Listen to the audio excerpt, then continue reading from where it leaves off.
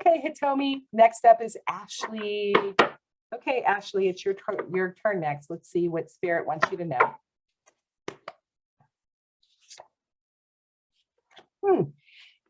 Ashley, this is an interesting card. Your past supports your future. You've got the purples. So this is all purples and pinks. So this means that this week, this is a really good time for you to be in your higher chakras. This is a good time to be particularly in your throat chakra, your indigo and your third eye chakra. So that is really where you want to do. So it's a good time for you to do any kind of speaking your truth this week, and really also just knowing your intuition. And then the really interesting thing is your past supports your future. So if there is a decision you need to make this week, right? And I'm feeling this is for other people too. Susan, I'm hearing you in here as well. And yeah, okay, let me see. I'm trying to figure out somebody else is coming in.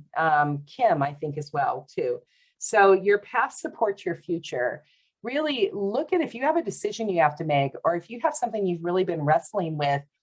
Here's the thing, sorry, I'm getting a weird, hang on, let me get a drink. I'm getting a weird mouth formation thing going on right now. Interesting. Okay. Here's the thing. If you have a decision you have to make, or you have something that you've been thinking about, and you are a little unsure whether you can accomplish it, whether you actually can really do it. Do you have the chutzpah? Do you have the self-confidence? Do you have the resources to be able to make this decision? The past supports your future means if you were to go back again in that memory file of the Rolodex, right, to age myself, if you were to actually close your eyes, take your fingers and just kind of flip through your memory Rolodex. Tammy, this is for you. There is a time in your past that is actually very similar to what this is today, what you need to make now. Now, I'm not saying that the situation is similar because it's not. It's very far off different from this time in your past, but the energy of it is exactly the same. So there is a time in your past where you were feeling this uncertainty or this FOMO or this lack of self-confidence.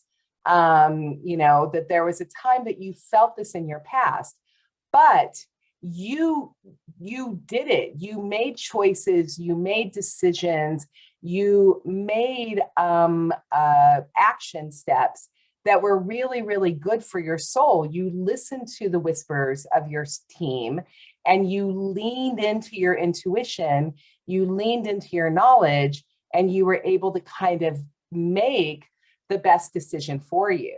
And so it worked out really well for you. So Ashley, that's what it's saying. It's like, it's saying that you already know how to do this. Like you can model this again. It's almost like the moment you touch into your heart and you're like, heart, show me the time that I was successful at this. JP, for you too. Show me the time in my life that I was successful doing this. And show me how I can be successful again in this situation. And then just go for a walk or take a hot shower or take a bath or do the dishes or vacuum or do something and allow spirit and the energy of it to just kind of percolate up. And then you're going to just know. It's just going to come in and your past is going to show the way to your future. So your past supports your future, okay?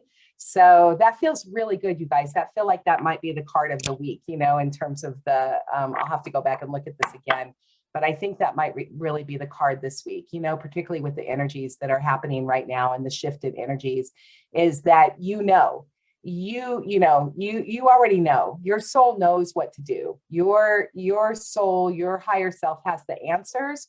All you need to do is just kind of get out of your mind, get into your heart, and just lean in to what you've done in the past that's been successful. And if you can do that, you'll do it again. Okay. You've done it once, you can do it again. You've done it once, you can do it 1,000,000 times. I promise you are not stuck. Okay. Okay. That felt good. Okay. Oh, Ashley says, that's a whole can of worms I was trying to avoid. Sigh. 10 seconds of brave. You can do it, Ashley. 10 seconds of brave is better than 20 seconds of weakness, right? Or a lifetime or a day of weakness. Sometimes if we just be brave, we can just push through.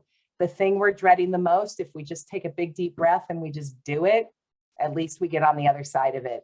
If we don't do it, then it's just sticking in front of us and it's just stuck energy, okay?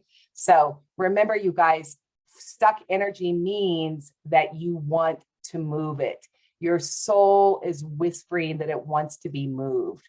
So learn, it's really amazing when you can learn to feel energy, because once you learn to feel energy, you can learn to move energy, okay? Okie dokie. Okay, Tammy's next.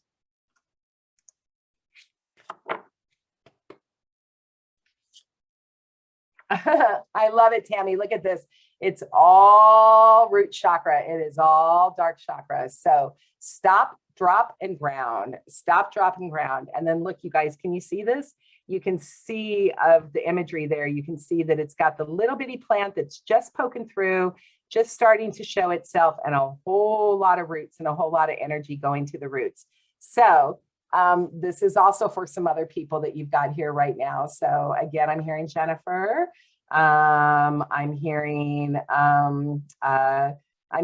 Jennifer England. If you're here, I don't know if you're here today, but if you are, Jennifer E's here, and then JP, I'm hearing this.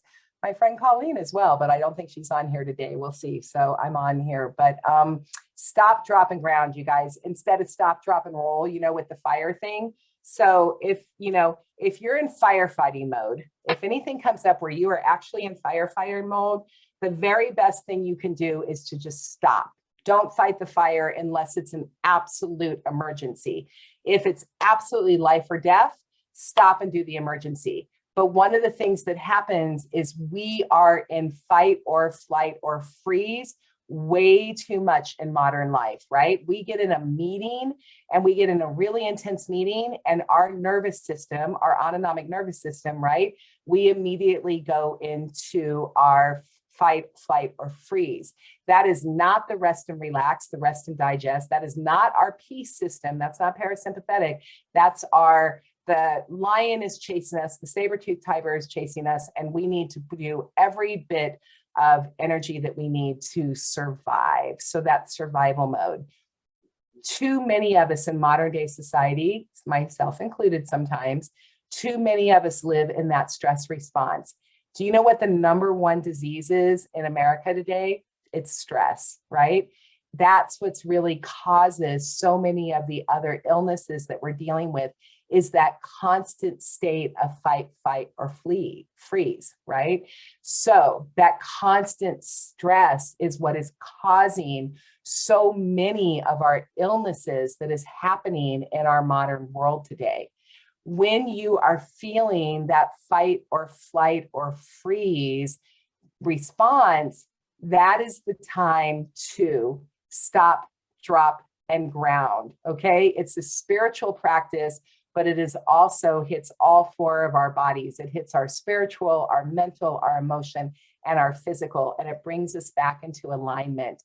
So whenever you can just, instead of fighting the fire, or if you have to fight the fire, you know, have the discussion in the meeting, get into it, whatever you need to get into it. But then when you get done, remove yourself, stop, drop, and ground, and take that really deep breath. Disengage your autonomic nervous system, engage your parasympathetic with some breath, okay?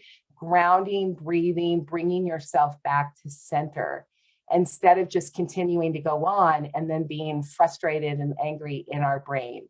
Remember, you guys, peace begins with me, peace begins with us. And so when somebody does something that really pisses us off, we have 2 choices. We can give them our peace and disempower ourselves, or we can stand in our truth, stand in our power, stand in our center, and take our peace back and be like, you know what? You can't ruin my day. I don't give you the power to. So Tammy, stop, drop, and ground. Okay?